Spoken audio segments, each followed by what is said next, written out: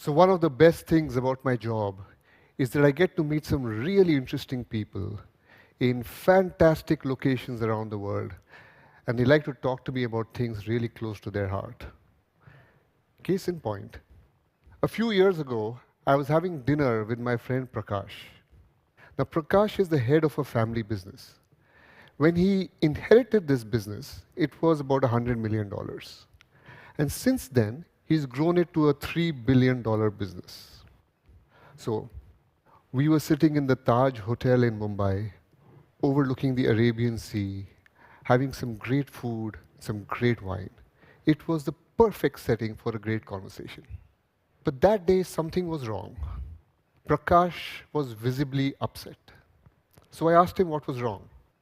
And he said, Vikram, I've spent my life building this company. It's part of my identity. I have given it my all. But I think the time has come for me to give it up. The time has come for me to bring a professional manager to lead this company. And I could tell he was really upset with this decision. So I asked him, why? Why do you think this is the right thing to do? And Prakash was well prepared for that question. He said, I've spent a lot of time thinking about it. I've met a lot of people. I've sought a lot of advice. I think it's inevitable. My company's become too big and my family's become too complicated. It's inevitable. And when I've looked at examples of family businesses from the developed world, this is what they do. They bring in professional managers.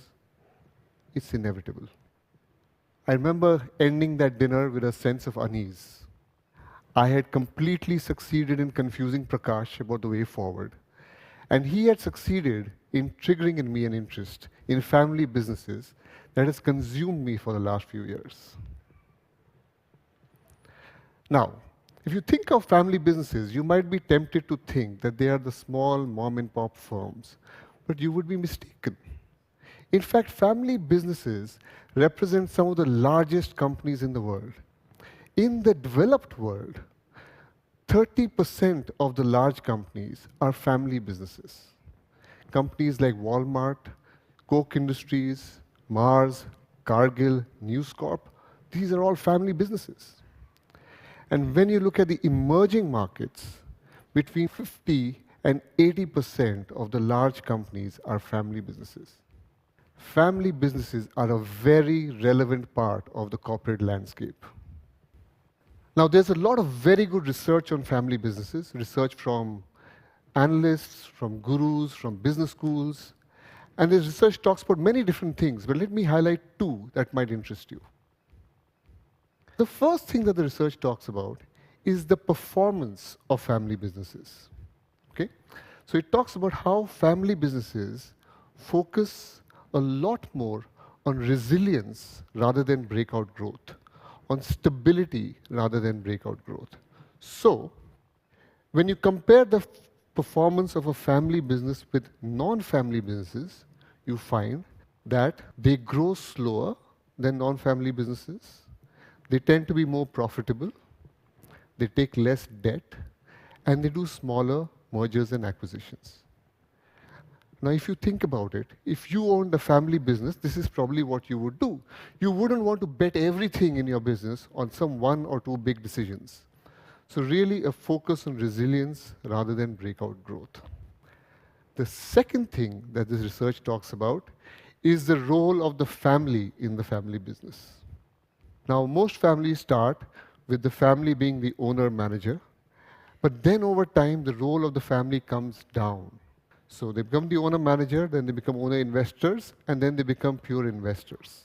Again, it would seem quite logical. If you had a family business and your family became really complicated and the business became really big, you might be tempted to bring in professional managers to take it forward. But something has always made me quite uncomfortable with this research. Quite often, this research is an extrapolation of the developed world being applied to the entire globe. There is a class of family businesses, those from the emerging markets, that haven't been studied in their own light. And they come from a very different context. In the emerging markets, rules and regulations are still evolving. Even the families are very different. They are much larger. They include the in-laws, they include cousins, they include multiple generations, often all living in the same house. And even culturally, these families can be quite different. In families, the sense of hierarchy is much higher. You don't talk back to your parents. We don't discuss many things you might talk about in other places in the world. We don't talk about mortality, and many topics are really not up for discussion. So the context is very different. So in the last few years, I decided to study family businesses. I took 1,000 family businesses from Brazil, India, Southeast Asia, and Eastern Europe, and I asked the same two questions. How do family businesses perform, and how does the role of family change over time? And here's what I found. Family businesses from the emerging markets perform and evolve exactly the opposite. Exactly the opposite on every dimension that we saw from the developed world. Let me repeat that. Exactly the opposite on every dimension. Now, I was really relieved to find that. Imagine doing years of research and you come up with nothing, right? So now, let me tell you a bit more about this. Family businesses from the emerging markets are the fastest growing large corporate entity in the world. They grow faster than non-family businesses. They grow faster in good times, and they grow faster in bad times. They trade off profitability for growth.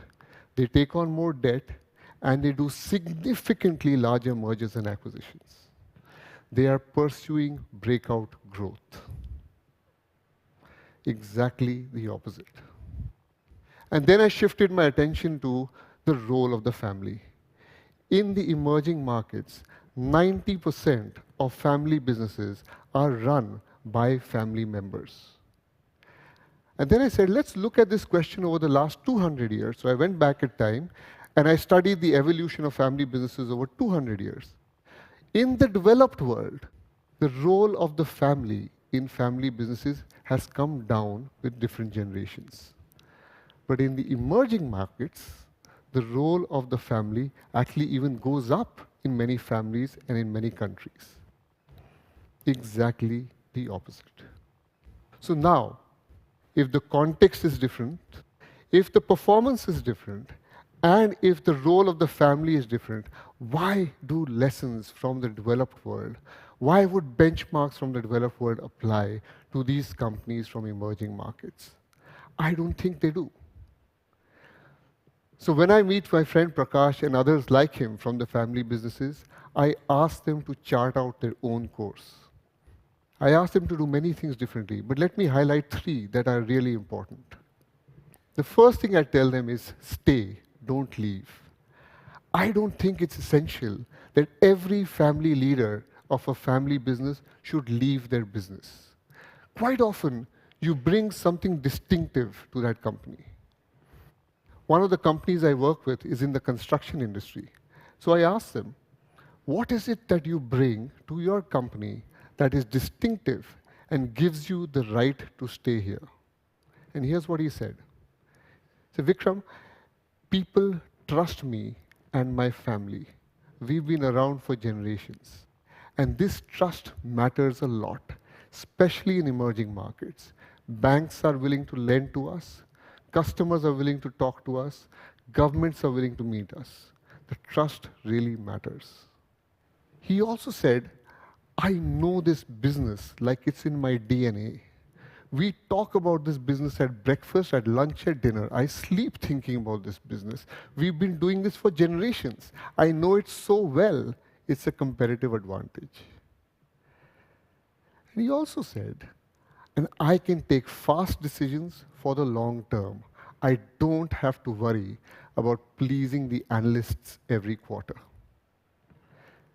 So if you bring those kind of advantages to your business, you should stay, not leave. The second thing I talk to my family business friends is to define, not copy. Family businesses are growing really fast in the emerging markets, and very soon you hit a stage where it becomes impossible for the superman or the superwoman entrepreneur to manage the business purely on the basis of hard work and charm and charisma. You have to put in place some systems and processes. But quite often, what happens at this stage is again, we look to the large multinational corporations from the West and we bring in place all the systems and processes and the KPIs and the committees and the meetings and the IT systems, and you get a mess. All you get is a mess. You don't get the entrepreneurship that you had, and you don't get this discipline that you wanted. You just get the mess. What companies and family businesses need to do at this stage is really define their own ways of working, where you can combine the entrepreneurship that you need in some places and the discipline you need in some others. One of the families I work with is in the shipping industry, and that family has an instinct for when and where and how to buy ships. It's a big decision, and they know how to get it right. Now imagine putting a committee on that decision with 12 people sitting around who've not done it before and are learning on the job. That is going to create a mess. Someone actually said a donkey is a horse designed by a committee, right? So in this family, you want to let them be entrepreneurial on these decisions and bring the discipline somewhere else. Define your own ways of working. The third thing that I think about, and this is probably the most important to me, is stewardship, not greed. Leading a family business is hard work. You have to deal with the emotions of the family and the complexity of the business. It requires a special quality of leadership. Apart from the core instances of leadership and entrepreneurship, you need this quality that I like to call stewardship. It's the quality of patience, of generosity, of equanimity. It's the quality of putting a sense of purpose before the sense of pure greed and money and wealth creation. Family businesses face a lot of turmoil, especially around succession and transition. Now, most families put in place governance rules and family constitutions, and you certainly need them, and they're certainly useful, but they're not sufficient. What you need in addition to that is this quality of stewardship and a sense of values that says we are building something for the future. We are trustees for the future. We are doing this for a purpose, not just for our wallets. Stewardship. I continue to meet Prakash. Prakash's business continues to grow and thrive. He's doing exceedingly well, still at the helm of his business. I strongly believe family businesses are going to be the growth champions of the future. In industry after industry, you see family businesses from the emerging markets becoming market leaders. They're taking over the world. They're here to survive, they're here to thrive, but only if they recognize their distinctiveness, but only if they choose the right benchmarks, but only if they chart their own course. Thank you.